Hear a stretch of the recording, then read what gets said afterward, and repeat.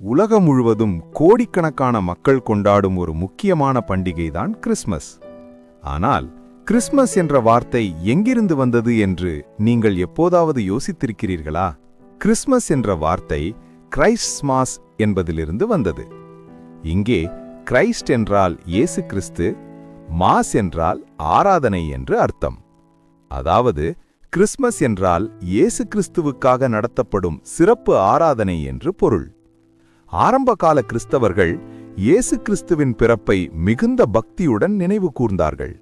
அவர்கள் டிசம்பர் மாதத்தில் சபைகளில் ஒன்று கூடி சிறப்பு ஆராதனைகளை நடத்தினர்.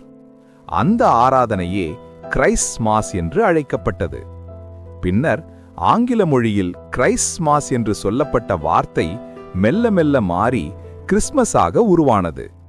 காலப்போக்கில் கிறிஸ்மஸ் கொண்டாட்டம் சபைகளில் மட்டுமல்லாமல் மக்களின் வீடுகளிலும் கொண்டாட ஆரம்பிக்கப்பட்டது.